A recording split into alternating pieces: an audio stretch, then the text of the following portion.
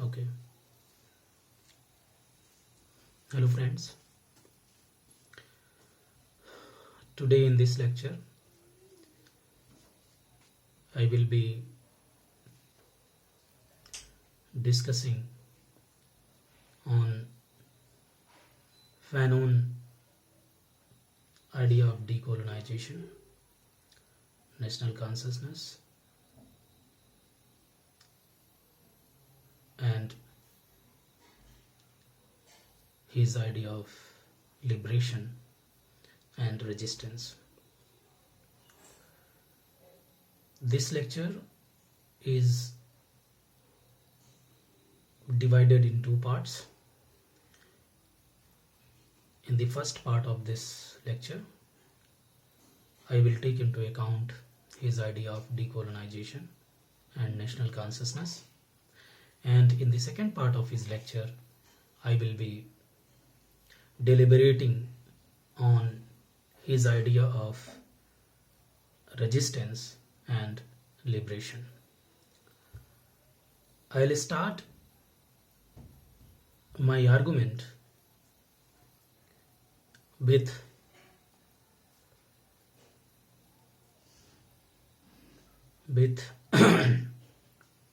Homi Bhabha's articulation on Frantz Fanon's famous book, The Wretched of the Earth, that was published in 1961, where Homi Bhabha, in the foreword to this famous book, Homi Bhabha introduces the concept of duality that highlights Fanon observation of colonial society as a Manichaean world.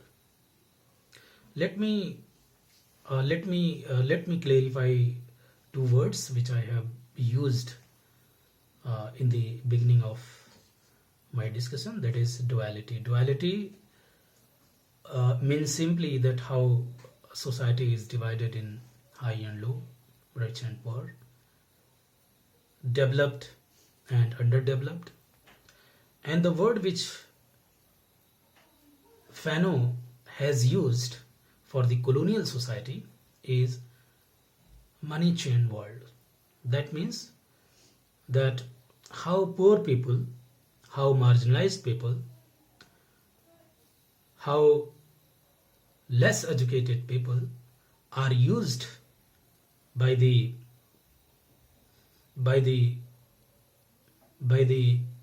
certain form of government for developing certain kind of ideas in the state. Meaning is that how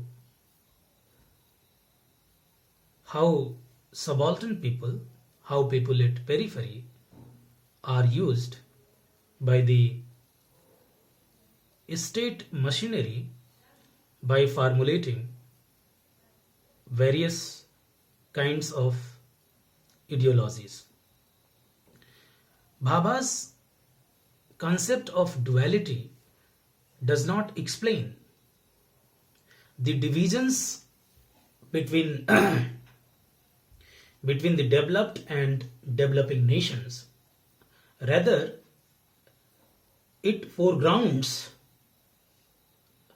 emerging inequalities. It foregrounds emerging inequalities within the third world and the first world as a consequence of global economic structure.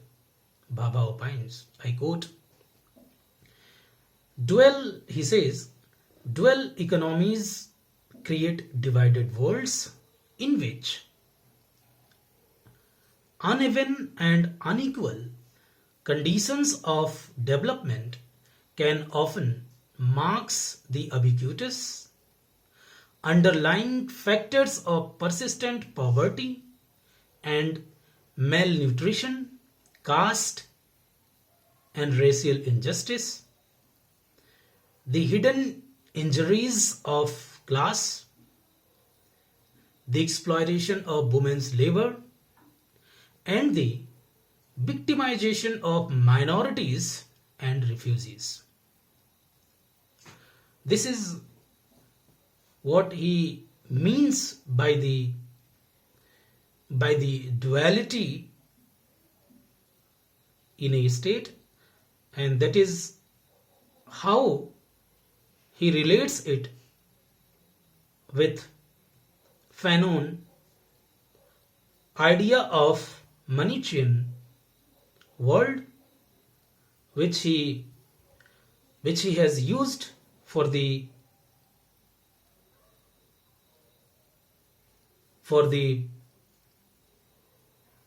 colonial society.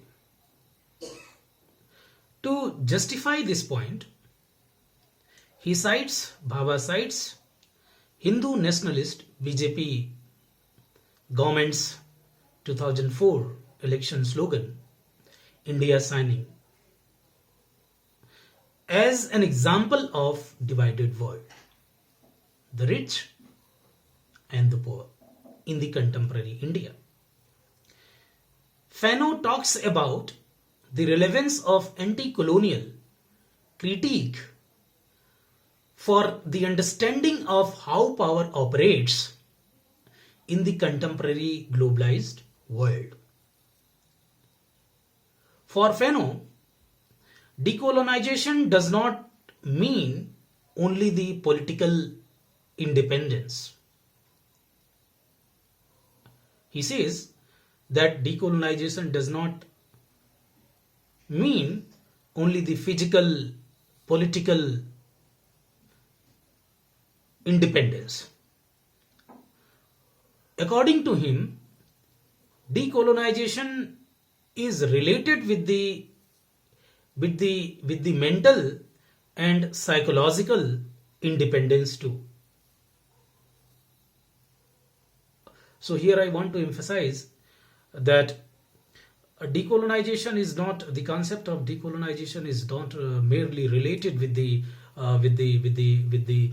idea of liberation, with the idea of political liberation, but the concept of decolonization is fundamentally related with the concept of mental and psychological independence too. Maybe as a nation, as a nation we can claim that we are entirely decolonized, but we may find within our nation state or in our society that still common people or people they are not mentally and psychologically free. Actually, they are still the subject of control and domination by certain kind of forces, by certain kind of ideology. Is still a kind of mental slavery or psychological slavery is on in the society, and this is practiced and implemented by certain group of the people in the society or in the state. He defines decolonization as the restoration of the nation to the people. He says that decolonization does not mean only the political independence, it means mental and psychological independence too. And he further says that decolonization means the restoration of the nation to the people. Restoration of the nation to the people. And the creation of the new man. This is very important when he says that creation of the new man. The creation of the new man means that everyone in the state must be recreated. Recreated means at the level of their thinking, at the level of their way of life, basically at the level of their political consciousness, that there is a need for the recreation of the political consciousness, political understanding, political meaning for the downtrodden people, for the colonized people.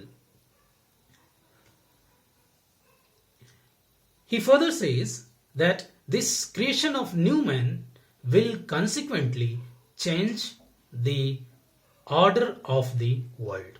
This creation of the new man, this new man will be capable enough to change the order of the world.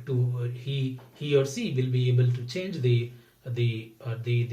order of the world, the order in the society. When he is using the word order, it means the structural ideologies in the society, the ideas which have been instrumental to enslave the mind of the common people. Fanon's concept of decolonization comprises his idea of national consciousness, resistance, and liberation. So let me come to his concept of national consciousness along with his concept of decolonization.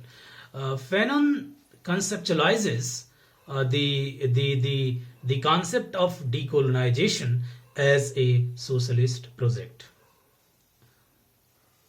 He says that the concept of decolonization is based on a kind of socialist agenda. It means that this idea of decolonization and this meaning of decolonization in the practical sense must reach to the common people in the society. So he conceptualizes the concept of decolonization as a socialist project and emphasizes that national consciousness plays a very vital role in the process of decolonization. He argues that it is only through the arousal of national consciousness the colonized can be roused against the oppressor. This is a very important idea. He says that only by the arousal of national consciousness the colonized subject can be roused against the oppressor, by igniting or by creating awareness about caste, class, religion by the subaltern people or by the marginalized people. It is not possible, when we contextualize this idea of national consciousness, it is not possible that this idea of decolonization can be achieved. If minorities, if ethnic communities, if the people who are not at the center keep on advocating for their rights, for their demands related to their limited caste, creed, class, then in that case this idea of decolonization or this idea of decolonization means the restoration of the nation to the people and the creation of new men can't be possible. So that is why he says that the arousal of national consciousness in the masses is essential element for the process of decolonization. And he further says, and if masses are not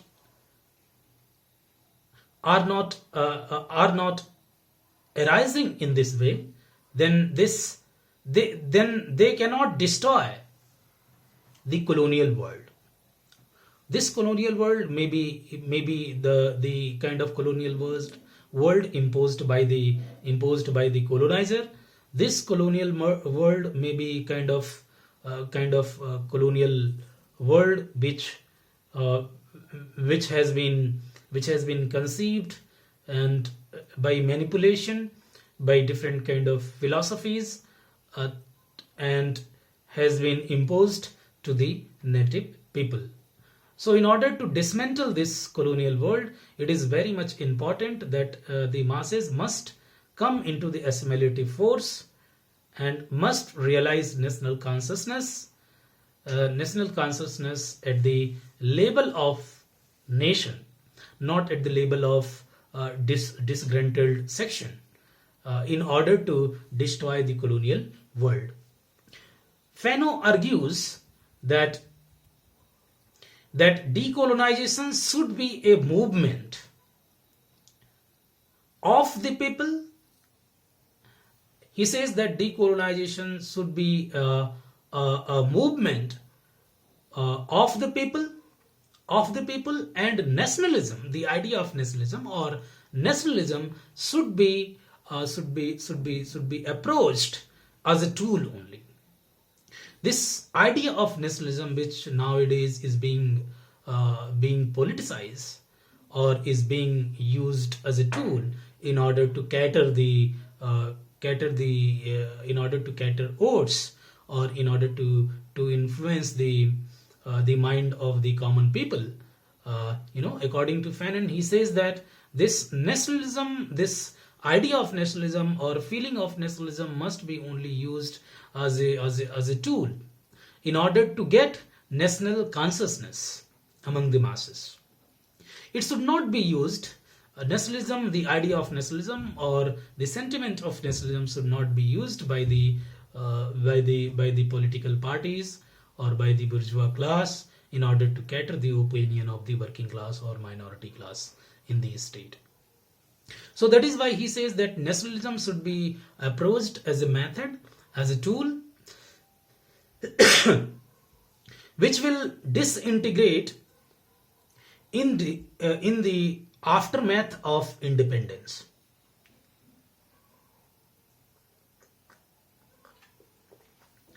So this, which he says, which will disintegrate in the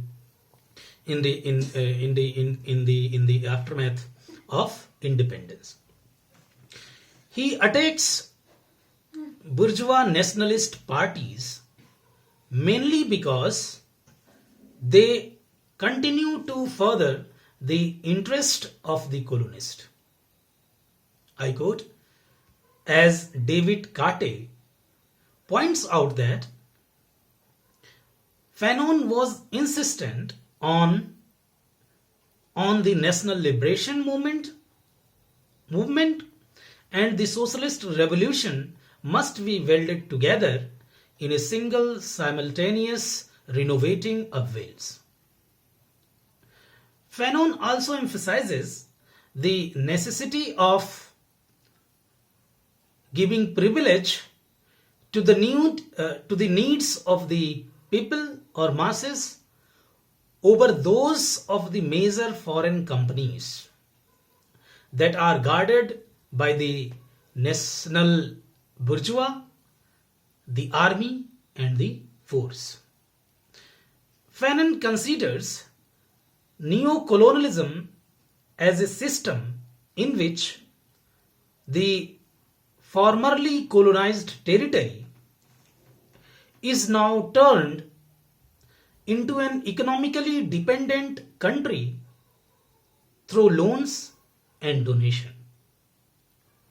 Restoration, according to him, restoration of the nation to the people means, first, he emphasizes here, first, the elimination of the bourgeois government, and second, it means restructuring of economic structure, so that the needs of the people can be centralized. Edward Said, the famous post-colonial critic, underlines it in his groundbreaking book Culture and Imperialism, where he says, Fanon was the first major theorist of anti-imperialism to realize that orthodox nationalism, along with the same track with imperialism, while it appeared to be conceding authority to the nationalist bourgeois, was really extending its hegemony. I quote. Fanon further argues that in a truly decolonized country, the masses must realize that the government and party, this is very important. He says that masses must realize that the government and the party are at their service. So, which prepares ground for them to be a sovereign people.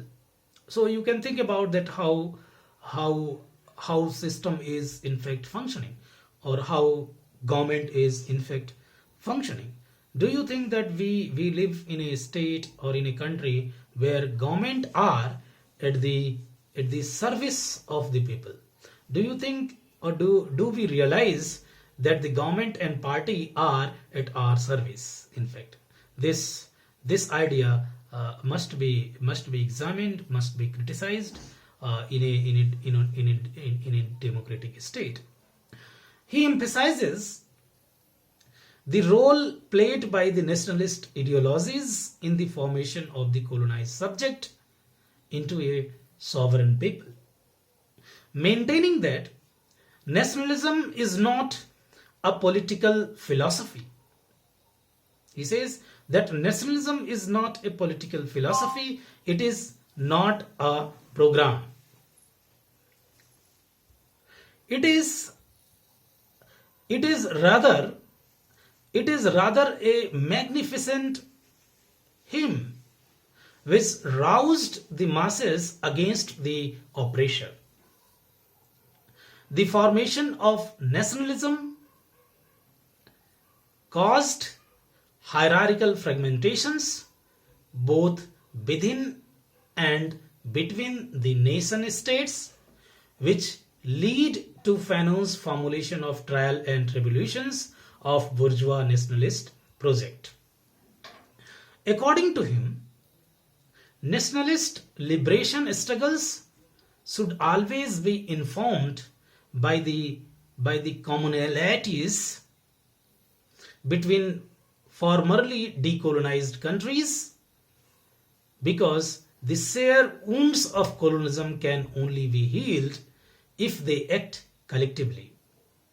I quote, the work of the masses, their determination to conquer the scourges that for centuries have excluded them from the history of human mind, must be connected to the work and determination of all underdeveloped countries.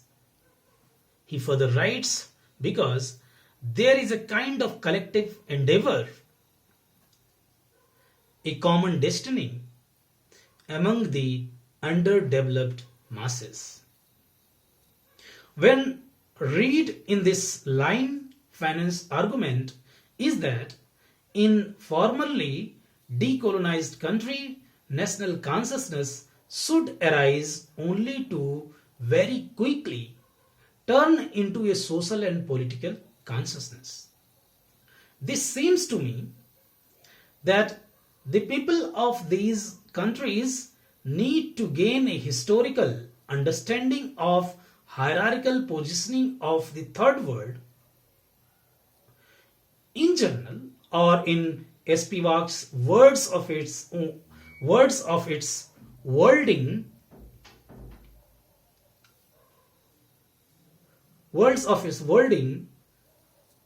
this is the only way which I think is possible. This is the only way to decolonize the world. The shared history of colonization should assimilate into a shared struggle for decolonization. Thus, in Fanon's word, Decolonization emerges as a process during which a national consciousness comes out into an international consciousness, or national consciousness evolves into an international consciousness. I quote, far from distancing it from other nations, it is the national liberation that puts the nation on the stage of history. It is the heart of national consciousness and international consciousness that establishes itself and thrives. So this is the the argument that I wanted to share on Fanon's idea of decolonization and national consciousness. I hope that I have been able to uh, clarify the concept properly, and if you have any doubts, any query, or any kind of confusion on the concept which you could not understand properly, you can put those queries or to me, and I would like to address them in the class, in the online class when we meet. Take care of you. keep on reading